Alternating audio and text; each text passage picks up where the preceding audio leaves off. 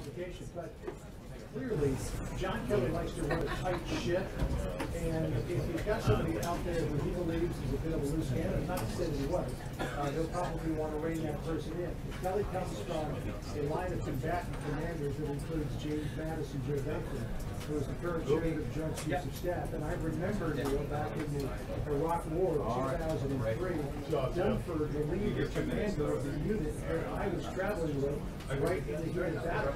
So this is a group of combatant commanders who, when they see a problem, they deal with it, and they deal with it swiftly. Clearly, Kelly thought this was a problem, wanted to deal with it. And what's really interesting about all of this is the fact that the president wanted Scaramucci in that job.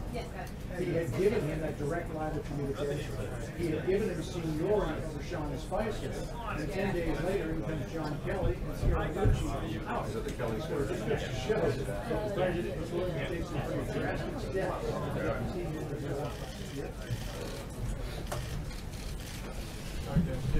Don't worry, John Roberts. You've got plenty of time. I figured you were waiting for me. Waiting for you. Good afternoon, everyone. Before we get started, I'd like to bring up National Security Advisor General H.R. McMaster and Treasury Secretary Stephen Mnuchin to discuss the administration's response to the Maduro regime's recent anti-democratic actions in Venezuela.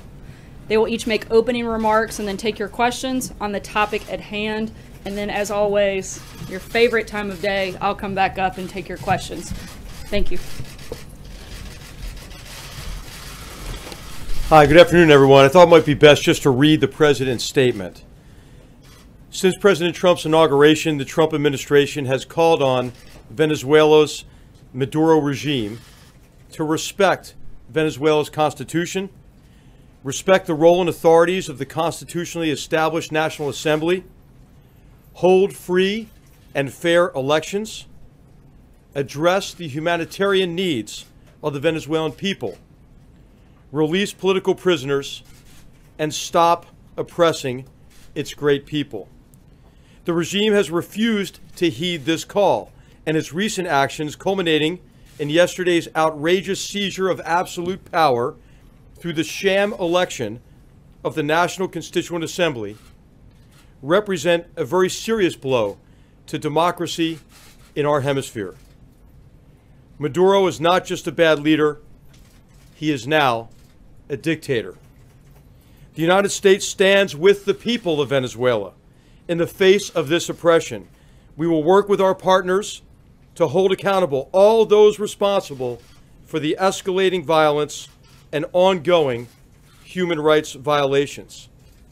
The president promised strong and swift actions if the regime went forward with imposing the National Constituent Assembly on the Venezuelan people. And he will keep that promise. Secretary Mnuchin. Thank you, General. Today, the United States is broadening its effort to address the ongoing assault on Venezuela's democratic institutions by the Maduro regime.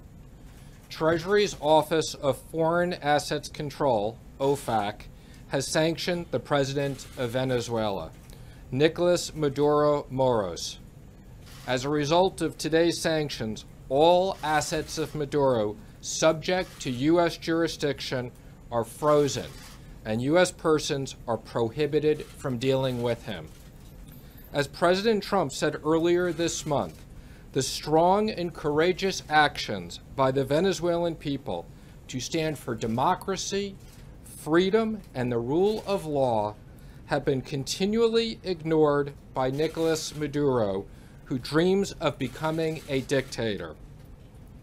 Yesterday's illegitimate elections confirm that Maduro is a dictator who disregards the will of the Venezuelan people. The National Constituent Assembly aspires illegitimately to usurp the constitutional role of democratically elected National Assembly, rewrite the Constitution, and impose an authoritarian regime on the people.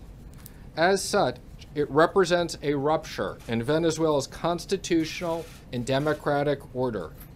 By sanctioning Maduro, the United States makes clear our opposition to the policies of his regime and the support for the people of Venezuela, who strive to return their country to a full and prosperous democracy.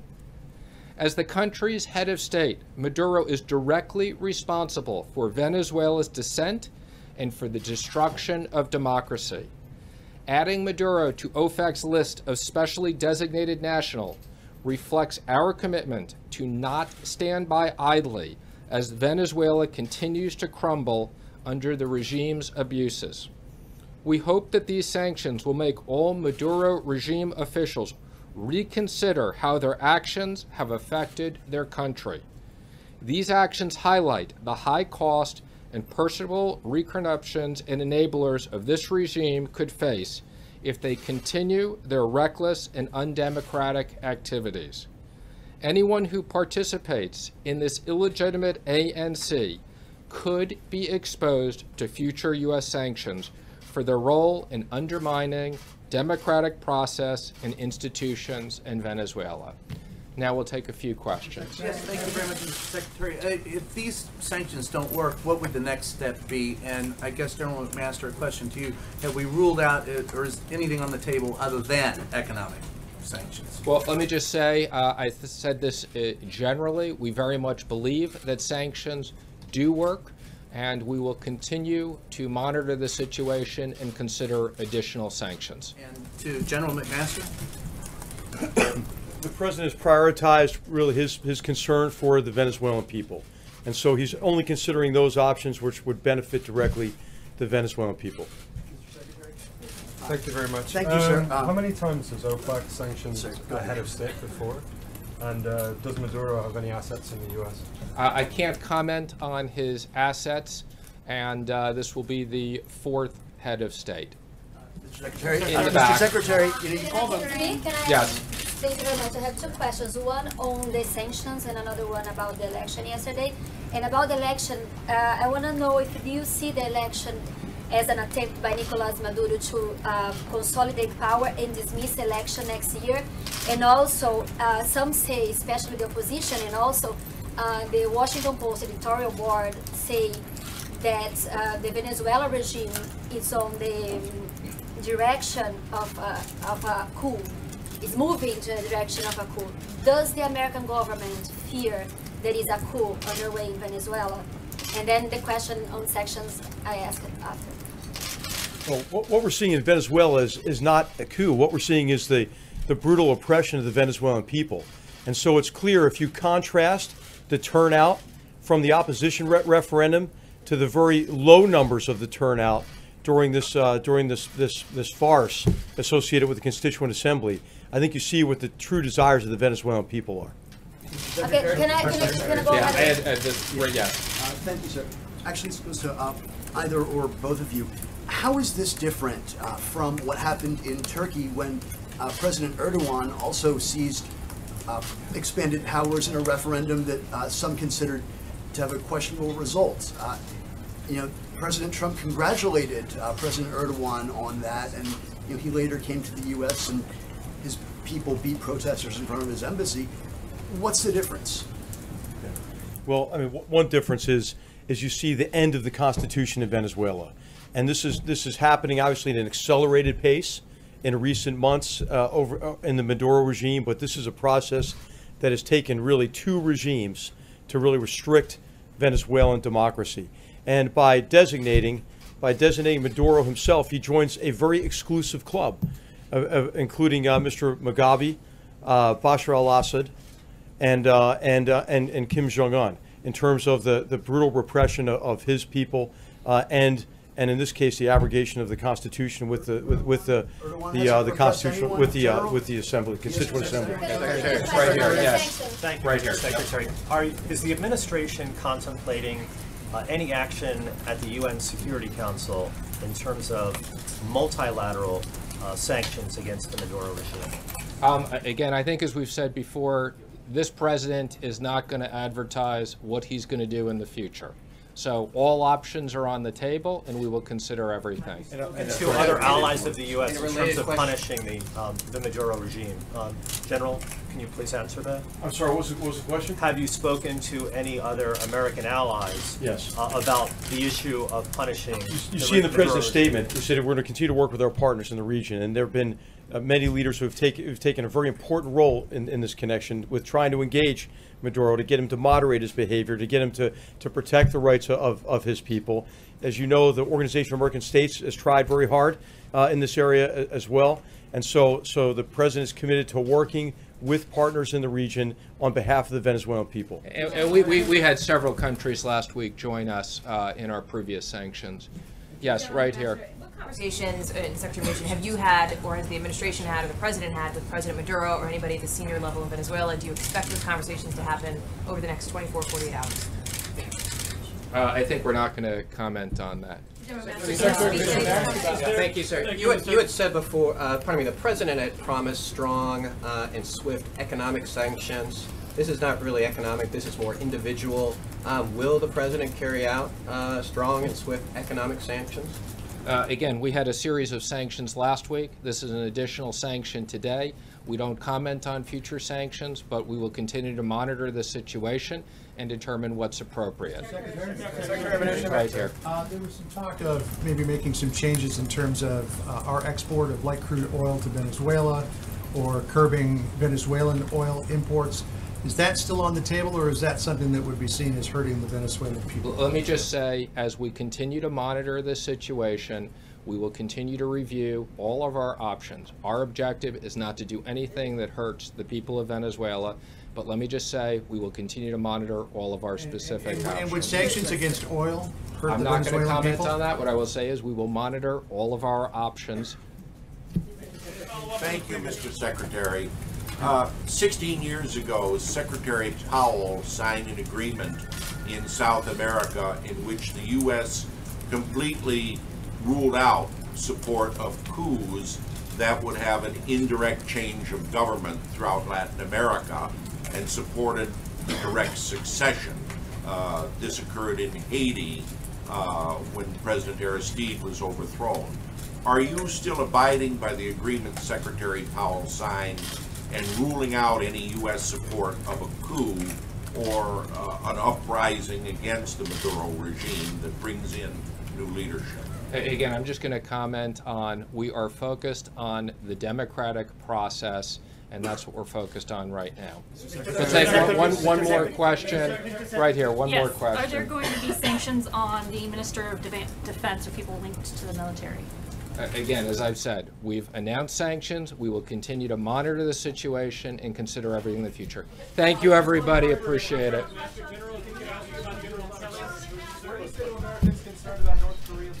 You guys wasted all your questions on the same one over and over. Just kidding. Tough crowd today. I know it's a little late than we're used to doing the briefing, so I'll just have a few updates before I get to your questions. I wanted to make sure you are all aware that last week the First Lady announced that she will lead the United States delegation in support of the more than 90 American athletes competing at the Invictus Games in Toronto, Canada this September. As the President often says, there's no better representative for the United States than the First Lady, and he's very proud to have her leading the team that will support these American athletes. The First Lady is very much looking forward to her first solo international trip, and her office is available to answer any questions you may have. As you know, the Vice President is overseas on a 3-country visit to Eastern Europe. He spent the last few days in Estonia attending meetings and speaking to the multinational troops participating in the NATO Enhanced Forward Presence mission, where he recognized Estonia as one of only 5 NATO member states that meets its defense spending obligations. Earlier today, the Vice President and Second Lady arrived in Georgia, where they attended a dinner hosted by the Prime Minister. And as the Vice President continues to strengthen our relationships with our friends and allies in Europe during his travels, here at home, the Departments of Commerce and Energy welcomed news of a partnership between American Energy and the government of Ukraine. Ukraine's state-owned power generation company will purchase American thermal coal ahead of the upcoming winter season.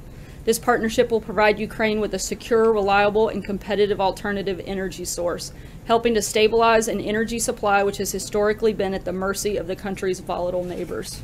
This announcement will also boost our own economy, supporting jobs in the coal and transportation industries. As the Trump administration continues to move our country down the path of energy dominance, we hope to see more mutually beneficial partnerships like these in the future. And lastly, I know we all saw the ceremony that just ended in the East Room. And Specialist 5, McClue was in at the sticks afterwards, but I think his heroic story bears repeating again. For 48 harrowing hours of close combat fighting in Vietnam, he was voluntarily risked his life multiple times to protect his comrades. Even after shrapnel from a rocket-propelled grenade slashed open the back of his body from head to foot, he continued to answer the pleas of his fellow soldiers, even carrying one to safety on his own badly injured back. As one of his comrades recalled, the medic could count on him. The President was honored to award him with the Medal of Honor today, officially adding his name to the list of American heroes who will stand forever in our history for their bravery and unbreakable spirit. And with that, I'll take your questions. What happened, Sarah? What happened? It's kind of fun. How long will you yell? Just kidding. Jen, go ahead. Can you say, is Anthony Scaramucci still in the administration? Does he have another role now besides communications director? And can you talk a little bit about the circumstances of his departure this morning? Sure. He does not have a role at this time in the Trump administration. And we put out a statement earlier announcing that, and I don't have much else to add beyond that. Ex-Im Bank at Not all? at this time. Can you say, did General Kelly ask him to leave, or did the President ask him to leave? Did he volunteer his resignation, or how did that come about? I'm not going to get into the process. TikTok, look, as we've said several times before, what matters most to us is not who's employed in the White House, but who's employed in the rest of the country.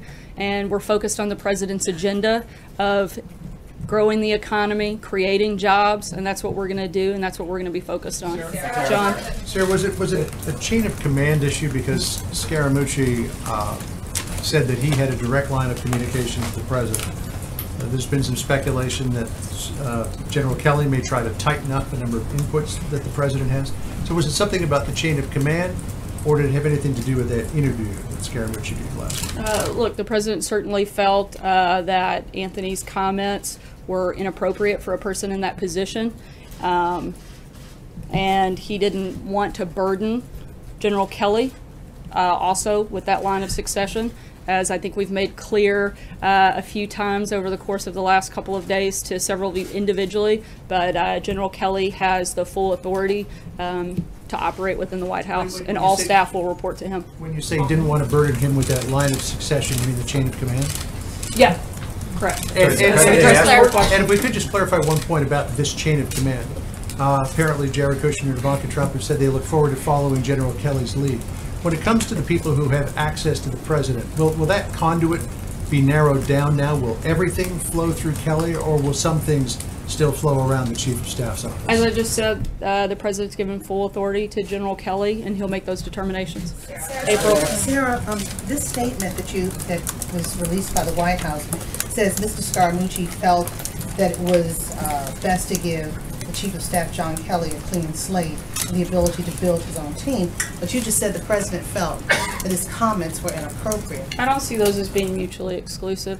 I think Anthony wants General Kelly to be able to operate fully with a clean slate, build his own team, while at the same time the President felt his comments were inappropriate.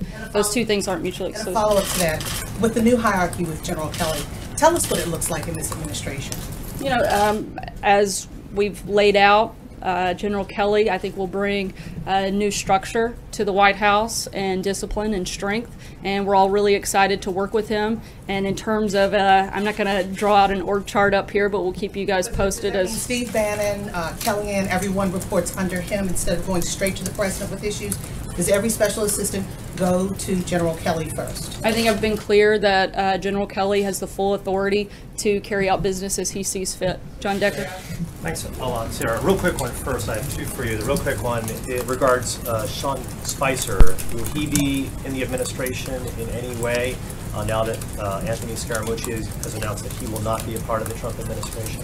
I'm not aware of any changes that have been made on that front. And then my second one is this: 10 days ago, Anthony Scaramucci was introduced as the new White House communications director.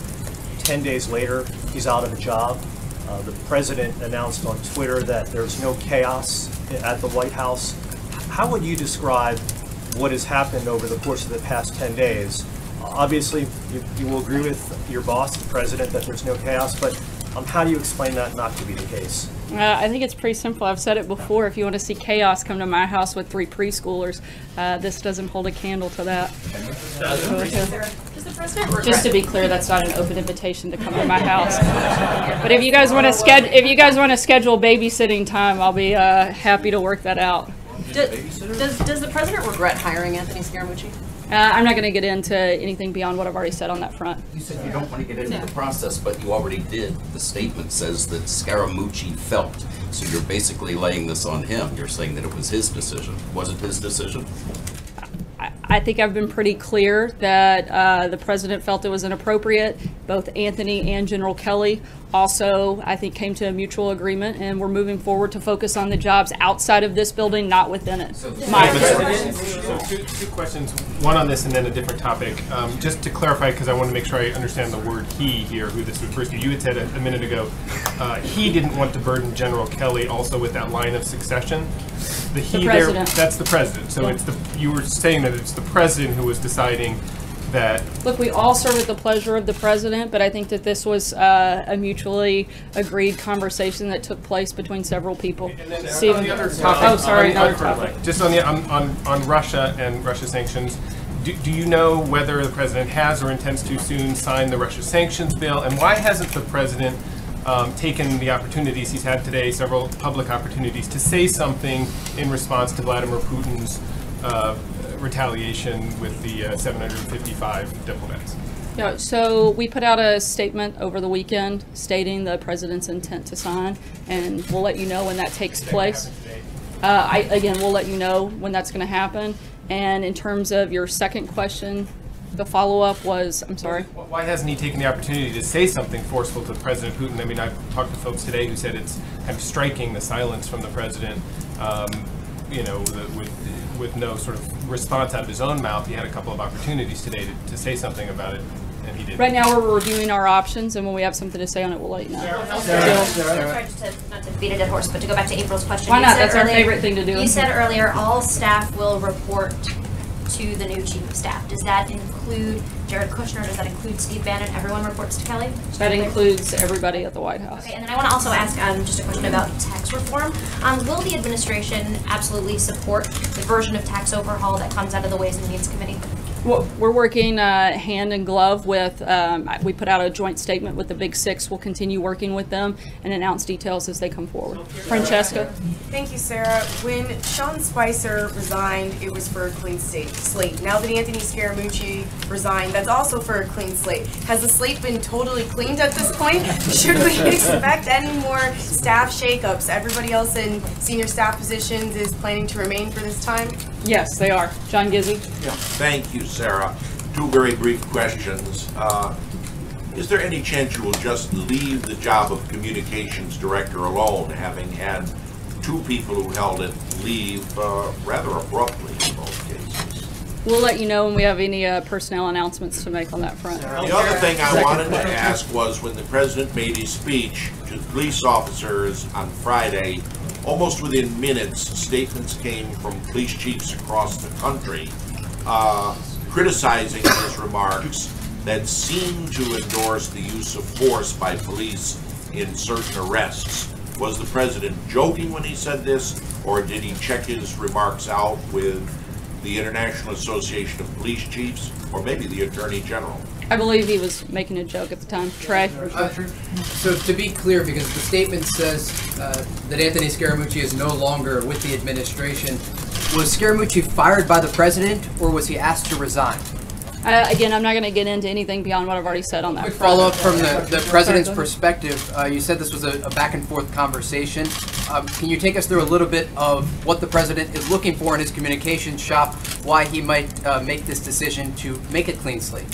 I think that he wants to work with General Kelly and the communications team that is intact right now and determine what the best course forward is at this point. Are reports that Attorney General Sessions is being considered for Homeland Security Chief accurate? How soon will that search be complete? How essential is it for the White House to fill that in a quick manner?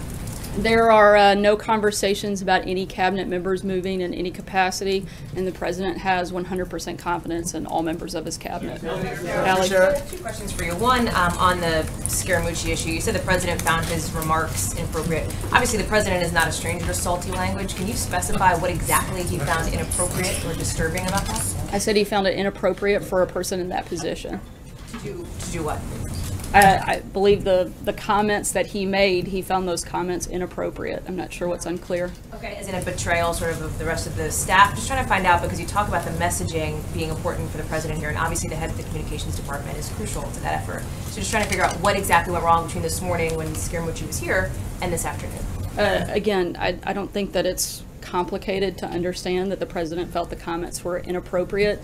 I can't really explain it any further than that. I'm not sure what's hard. On North Korea, obviously, events over the weekend have unfolded. There's been some discussion from outside analysts who are increasingly speculating about the possibility of a first strike. Is that an option on the table for this White House?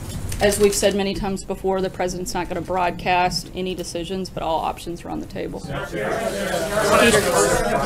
Sarah. Thank you, Sarah. The president week before last signed an executive order on infrastructure. Does that mean that the president has not no intention, but is not going to prioritize working with Congress on an infrastructure bill? Is there any discussion at this point of moving forward on any sort of legislative plans for infrastructure, especially digital, since he mentioned in Iowa? The president's been very outspoken on the need for a massive overhaul to the country's infrastructure system, and that's certainly still a priority, both legislative and in any capacity that he has the ability to carry that out. Matthew? Thanks, Sarah. Just kind of big picture here. We've seen the chief of staff, the deputy chief of staff, handful of communications directors, a press secretary, and a national security advisor all leave in the first 6 months of this administration. Can you tell us a little bit about why there's been all of this turbulence? I know you don't like to get into the process, but just all those things together, what's going on? Look, we're continuing to focus on the president's agenda. We're going to have staff changes. We let you guys know when they happen. But like I said earlier, what matters to us are not the jobs that are within this building, but the ones outside of there. That's why the president's been so focused on growing jobs. We've created over 1 million new jobs since he took office, the lowest unemployment in the last 16 years. Consumer confidence is at an all-time high. We're focused on creating a strong economy and growing jobs outside of this building, not focused on the ones within. We're going to continue to do that. Healthcare, if I may, a quick follow-up on healthcare. Sure. Mick Mulvaney said the White House doesn't want any votes in the Senate until they're voting on healthcare. With John McCain out, Pence out of the country, they don't appear likely to vote on healthcare. And you guys are also pushing for the confirmation of some nominees. Is it the White House position that they will accept the Senate voting on non-healthcare things over the next few weeks and months?